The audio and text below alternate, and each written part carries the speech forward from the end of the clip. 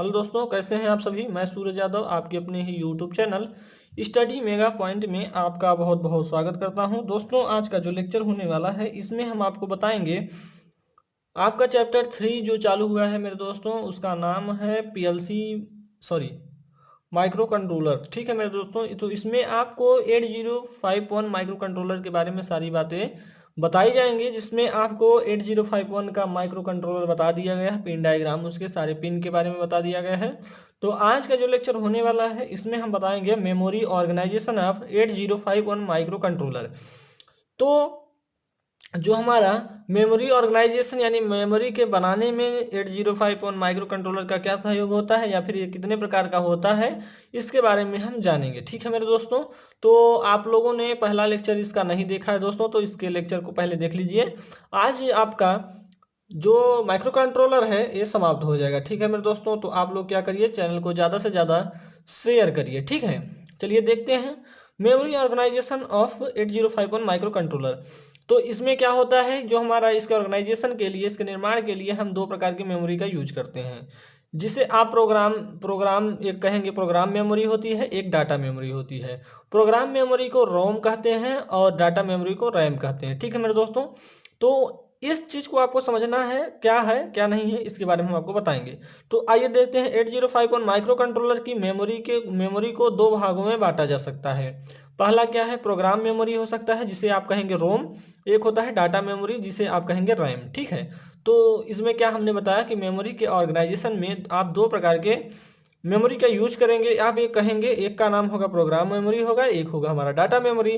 Program memory को रोम कहेंगे, data memory को रैम कहेंगे। ठीक है, चलिए आगे चलते हैं। इन सभी चीज़ों के बारे में धीरे धीरे सारी चीज़ें कर लेते हैं डिस्कस। ठीक है, क्या है प्रोग्राम मेमोरी या रोम, क्या होता है। प्रोग्राम मेमोरी का उपयोग डाटा तथा प्रोग्राम को स्टोर करने के लिए किया जाता है। तो दोस्तों, आप लोगों को एक बात पता होना होगा कि जो मेमोरी का काम होता है वो डाटा को स्टोर करने या जो हमारे प्रोग्राम वो है उसको स्टोर करने के लिए मेमोरी का यूज किया जाता है। लेकिन प्रोग्राम मेमोरी भी वही काम कर रही है, लेकिन जहाँ पे आपको ध्यान रखना है, जहाँ पे मेमोरी होगा वहाँ पे प्रोग्राम या डाटा को स्टोर किया जाएगा। ठीक है, तो यहाँ पे प्रोग्राम मेमोरी है तो यहाँ पे क्या होगा, डाटा और प्रोग्राम दोनों को क्या करेगा, स्टोर करेगा। अर्थात 8051 माइक्रो कंट्रोलर के सभी कोड और इंस्ट्रक्शन जिसका एग्जीक्यूशन होना है प्रोग्राम के रूप में रोम में स्टोर किए जाते हैं। यानी एक बात और इसमें है मेरे दोस्तों, जो आपका 8051 माइक्रो कंट्रोलर के जो भी कोड है, इंस्ट्रक्शन है, उनका एग्जीक्यूशन प्रोग्राम मेमोरी के रूप में रोम में स्टोर किया जाता है। ठीक है,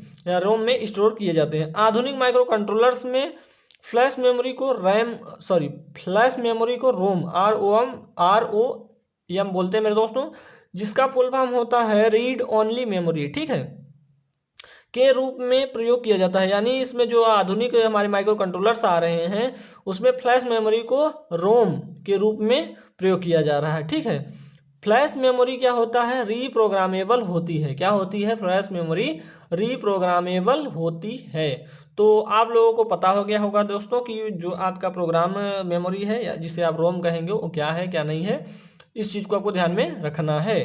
तो आप लोगों को अब हम बताएंगे डाटा मेमोरी। ठीक है, दूसरा क्या था दोस्तों, डाटा मेमोरी या रैम।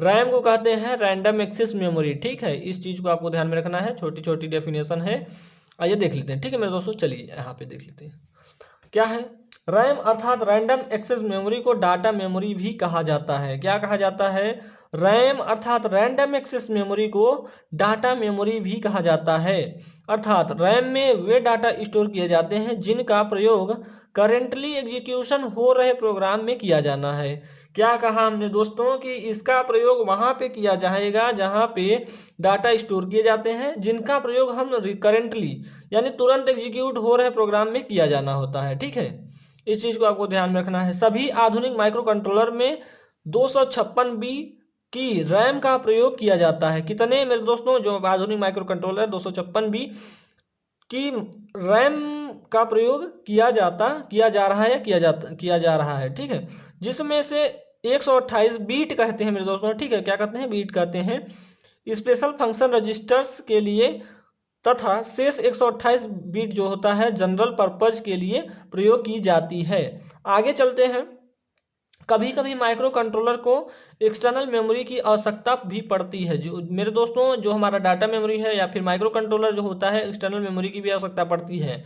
अतः आवश्यकता अनुसार माइक्रो कंट्रोलर में एक्सटर्नल मेमोरी भी क्या करता है, इंटरफेस की जाती है। क्या इंटरफेस की जा सकती है। आगे चलते हैं दोस्तों, आज इसको समाप्त करना है इस चैप्टर को। आगे क्या है मेरे दोस्तों, स्पेशल फंक्शन रजिस्टर, जिसे आप कहेंगे SFR। ठीक है, क्या कहेंगे, SFR। तो SFR क्या होता है मेरे दोस्तों, इसको भी देख लेते हैं। SFR मतलब होता है स्पेशल फंक्शन रजिस्टर्स। ठीक है, एक रजिस्टर एक CPU में छोटी सी जगह होती है। जो दोस्तों हमने आपको बताया कि जो हमारा एक रजिस्टर होता है, एक CPU में छोटी सी जगह होता है। क्या होता है, छोटी सी जगह होता है। इस जगह को क्या करना है, आगे बताएंगे आपको। जो विभिन्न ऑपरेशन जैसे कि और गुणा करने के लिए जोड़ और गुणा करने के लिए उपयोग किए जाने वाले डेटा की छोटी मात्रा को स्टोर कर सकती है। क्या कहा हमने कि इसमें जो भी ऑपरेशन होगा, जोड़ होगा, घटाना, जोड़ होगा, गुणा होगा, उनको करने के लिए हम क्या करेंगे, डेटा की छोटी सी मात्रा को स्टोर करेंगे। ठीक है, और रिजल्टिंग डेटा को मुख्य मेमोरी पर लोड कर सकती है। क्या करती है, रिजल्टिंग डेटा को मुख्य मेमोरी पर लोड कर सकती है। आगे चलते हैं। रजिस्टरों में मेमोरी लोकेशन का एड्रेस होता है। क्या होता है, रजिस्टरों में मेमोरी लोकेशन का एक एड्रेस होता है, जहां डेटा स्टोर किया जाता है। क्या मेरे दोस्तों, जहां पे डाटा जो हमारा होता है उसे क्या किया जाता है, स्टोर किया जाता है। ठीक है, आधुनिक कंट्रोलर्स के लिए रजिस्टर का आकार बहुत महत्वपूर्ण होता है। उदाहरण के लिए आप देखेंगे मेरे दोस्तों, तो यहाँ पे है, उदाहरण के लिए आप देखेंगे तो यहाँ पे है 64 बीट रजिस्टर के लिए एक सीपीयू 32 बीट यानी 32 बीट संख्याओं को जोड़ता है। कितने मेरे दोस्तों, 32 बीट संख्याओं को जोड़ता है और 64 बीट रिजल्ट देता है। आपने पढ़ा होगा 4 64 3 32, ये सभी चीजें क्या है, ये इन लोगों का समूह है मेरे दोस्तों। क्या है, समूह है ये सब। आगे क्या है, types of registers.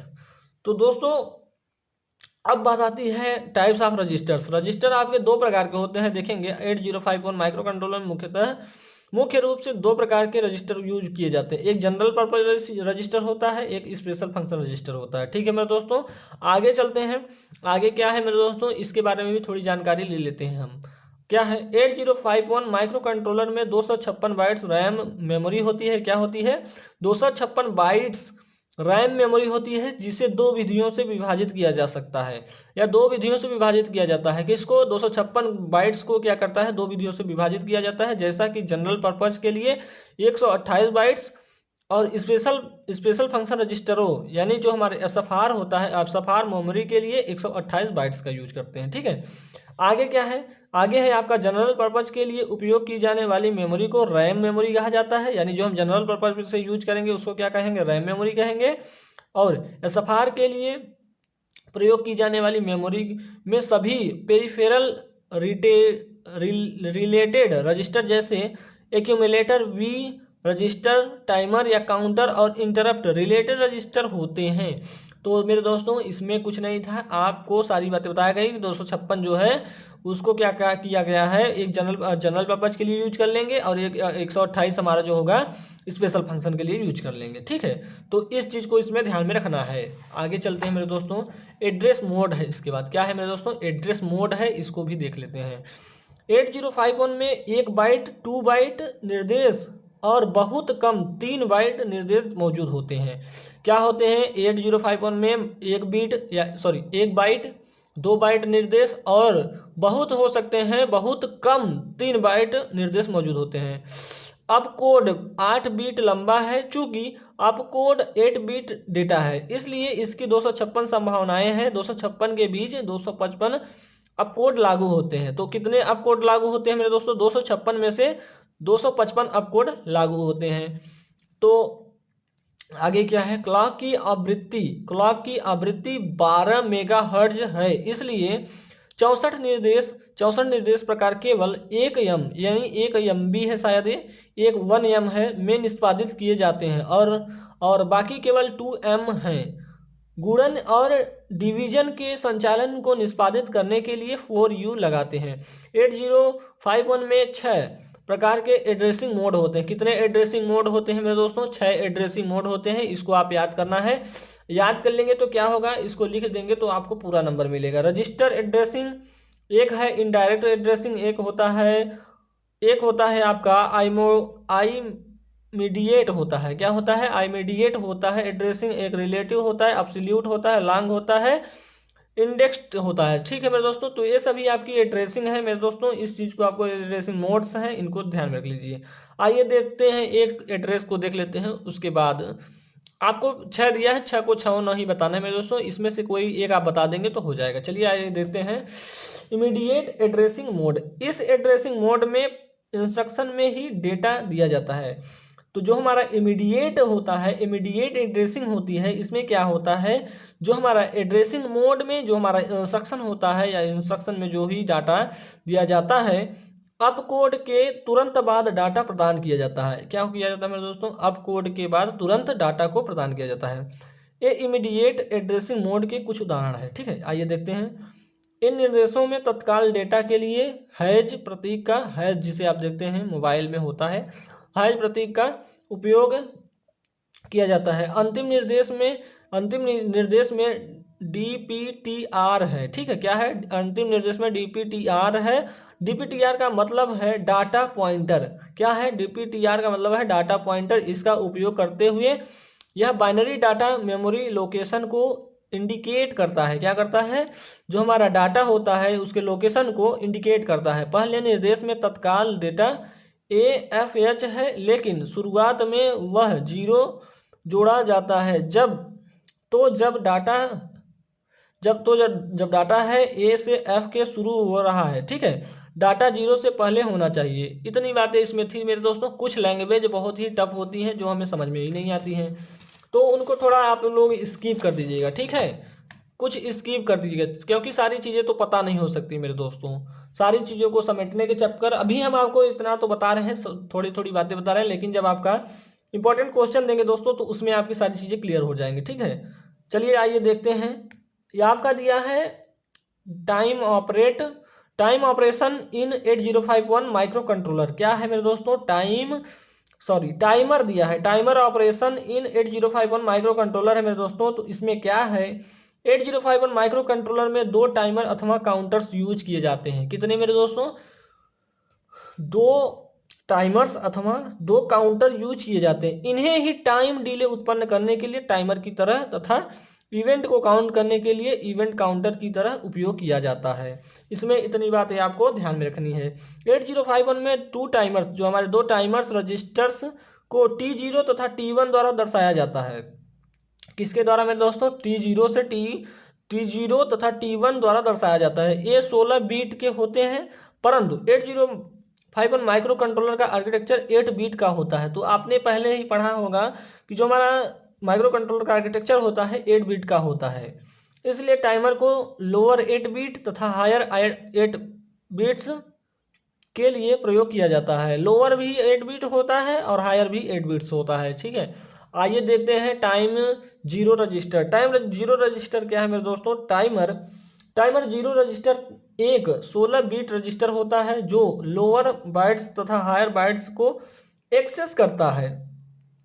Lower bytes को यहाँ पे लोअर बाइट्स को T0, यहाँ पे TL0 दिया है और हायर बाइट्स को TH0 से दर्शाते हैं। तो इसमें आते थी मेरे दोस्तों। आगे है आपका टाइम दिया है टाइम ऑन रजिस्टर। टाइम देखिए यहाँ पे टाइमर है, यहाँ पे टाइमर है। ठीक है, टाइमर है यहाँ पे। टाइमर 1 भी 16, यहाँ पे R होगा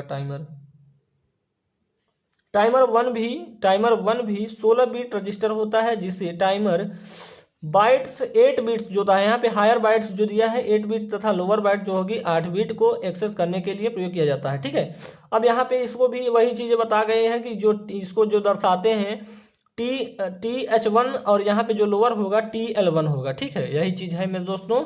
आगे क्या है? टी मोड रजिस्टर क्या होता है इसके बारे में भी जान लेते हैं। तो टी मोड रजिस्टर भी एक 8 बिट रजिस्टर होता है, जिसे T1 तथा T0 दोनों विभिन्न प्रकार टाइमर ऑपरेशन के लिए प्रयोग किया जाता है। टी मोड रजिस्टर की 8 बिट को में लोअर 4 बिट T0 के लिए, हायर 4 बिट T1 के लिए की जाती है, के लिए होती है। ठीक है, तो आप लोगों ने देखा होगा कि हम देख रहे हैं कि लोअर भी 8 बिट है और हायर भी हमारी 8 बिट है। तो ये सभी चीज़ों में कॉमन थी, लेकिन टी मोड में क्या था कि हमारा 8 बिट तो रजिस्टर होगा यूज, टी मोड में 8 बिट रजिस्टर तो होगा ही, जिसे हम क्या कहेंगे, जिससे हम प्रदर्शित करते हैं T1 तथा T0 दोनों प्रकार के टाइमर्स में ऑपरेशन के लिए इसका यूज करते हैं। आगे चलते हैं मेरे दोस्तों, आगे क्या है, आगे थोड़ी इसकी जो संरचना है इसको भी देख लीजिए, यहाँ पे दिया हुआ है। अब इसके आगे क्या है मेरे दोस्तों, आगे है आपका serial port operation in 8051 micro controller. ठीक है, इस चीज को आप देख लीजिए यहाँ पे। ठीक, अब आगे क्या है, serial port operation in 8051 microcontroller. तो यहाँ पे दिया है माइक्रो कंट्रोलर 8051 में एक व्यूल्ट इन सीरीज पोर्ट होता है। क्या होता है, व्यूल्ट इन सीरीज पोर्ट होता है, जिसे UART कहते हैं। UART का अर्थ होता है यूनिवर्सल एसिंक्रोनस। यहाँ पे है रिसीवर्स ट्रांसमीटर सीरियल पोर्ट द्वारा सरलता से इंस्ट्रक्शंस को रीड या राइट किया जा सकता है। ठीक है, तो क्या किया जाता है, तो क्या किया जाता है दोस्तों, तो इसमें क्या किया जाता है, रीड और राइट दोनों किया जा सकता है। ठीक है, माइक्रो कंट्रोलर 8051 में सीरियल पोर्ट द्वारा सीरियल कंट्रोल का कॉन्फ़िगरेशन किया जाता है। इसे SCON कहते हैं। क्या कहते हैं, SCON कहते हैं, SCON कहते हैं। यह एक प्रकार का SFRS होता है। क्या होता है, SFRS होता है। सीरियल पोर्ट का मुख्य कार्य यह होता है कि वह डाटा को सीरियली रिसीव करे तथा डाटा को सीरियली ट्रांसमिट करे। क्या करता है मेरे दोस्तों, ये क्या इसका प्रमुख कार्य क्या होता है, सीरियल पोर्ट का प्रमुख कार्य क्या होता है कि जो हमारा डाटा है उसको सीरियल से क्या करे, रिसीव करे और सीरियल से डाटा को ट्रांसमिट करे। ठीक है, इसमें इस बात को आपको ध्यान में रखना था। 8051 में पोर्ट 3 में पिन RXT तथा TXT सीरियल ट्रांसमिशन के लिए प्रयोग किए जाते हैं। तो इस पिन के बारे में आपने कहाँ पढ़ा होगा मेरे दोस्तों, आपने माइक्रो कंट्रोलर में पढ़ा होगा। आगे चलते हैं, इंटरप्ट्स क्या होता है मेरे दोस्तों, तो ये तो हम पहले भी बताए हैं, एक बार फिर देख लीजिए। इंटरप्ट्स ऐसे इंस्ट्रक्शन होते हैं जो मेन प्रोग्राम को टेम्परेरीली रोक कर एक्सटर्नल सोर्स को कंट्रोल ट्रांसफर कर देते हैं, जिससे कोई सब रूटीन्स प्रोग्राम एग्जीक्यूट हो सके। ठीक है, कहने की बात यह है कि हमारा कोई काम चल रहा है तो उसमें क्या करें, थोड़ा उसे रोक के हमारा अगला वाला काम है उसको क्या करें, उसको एग्जीक्यूट करें। ठीक है, क्या करें, एग्जीक्यूट करें, और आगे अगर हमारा पूरा काम हो जाता है तो फिर से वही हमारा काम चलता रहे। ठीक है, सब रूटीन प्रोग्राम के पूरा होने के बाद मेन प्रोग्राम फिर से वहीं से शुरू हो जाता है। वही बात हमने बताया कि इंटरप्ट वह होता है जो हमारा मेन जो हमारा प्रोग्राम होता है उसको रोक कर जो हमारा एक्सटर्नल यानी जो बाहरी जो हमारा सोर्स है उसके द्वारा क्या करता है, कंट्रोल को ट्रांसफर करता है। ठीक है, क्या करता है, कंट्रोल को ट्रांसफर करता है, जिससे हमारा सब रूटीन प्रोग्राम होता है, जो हमारा पहले वाला प्रोग्राम होता है, सॉरी, जो हमारा अब आया है नया वाला प्रोग्राम उसको क्या करता है, एग्जीक्यूट कराता है। ठीक है, जो हमारा पहला वाला प्रोग्राम है वो क्या है, रुका हुआ है, और जो हमारा बाद में आ रहा है उसे क्या कर रहा है, एग्जीक्यूट करा रहा है। ठीक है, अगर हमारा वो काम पूरा हो जा रहा है तो क्या करेगा, जो हमारे पिछला वाला प्रोग्राम है बंद है उसे क्या कर देता है, फिर से शुरू कर देता है। जहां पर इसे रोका गया था माइक्रो कंट्रोलर 8051 में 5 इंटरप्ट सिग्नल होते हैं।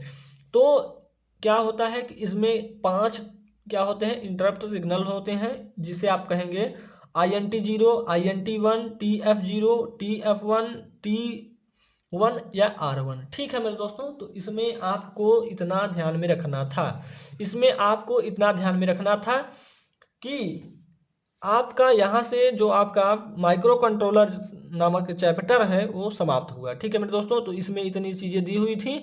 अब आपको इसमें से थोड़ा इंपॉर्टेंट देखना है तो इसमें इंटरप्ट्स हो जाएगा मेरे दोस्तों, इंटरप्ट्स हो जाएगा। उसके बाद आपका पिन डायग्राम वेरी इंपॉर्टेंट है मेरे दोस्तों, ये तो जरूर आएगा। ठीक है, ये तो जरूर आएगा। उसके बाद इनपुट आउटपुट पोर्ट होते हैं जो, उसको ध्यान में रख लीजिए आप। ठीक है, तो ऐसे ही आपके क्वेश्चन बनेंगे, बहुत ही सिंपल सिंपल से क्वेश्चन बनेंगे दोस्तों पीएलसी से। पीएलसी और आप क्या करते हैं, इंस्ट्रक्शन सेट को बहुत अच्छे से तैयार कर लीजिए, माइक्रो कंट्रोलर को भी। अब इसके बाद आपका नया चैप्टर शुरू होगा मेरे दोस्तों। आपका जो नया चैप्टर शुरू होने वाला है वो होगा आपका क्या है मेरे दोस्तों, आपका चैप्टर 4 है असेंबली। बता देते हैं आपका चैप्टर 4 क्या है। आपका चैप्टर 4 है मेरे दोस्तों असेंबली लैंग्वेज प्रोग्रामिंग। ठीक है, क्या है? चैप्टर 4 है आपका असेंबली लैंग्वेज प्रोग्रामिंग। ठीक है, तो चौथा चैप्टर आपका आगे तैयार, अगला वाला जो लेक्चर होगा, चौथा वाला लेक्चर, इसके आगे वाला जो लेक्चर होगा चैप्टर 4, उसमें बताया जाएगा असेंबली लैंग्वेज। ठीक है, तो चलिए दोस्तों आज के लिए इतना ही, मिलते हैं आपसे नेक्स्ट लेक्चर में। जय हिंद, जय भारत।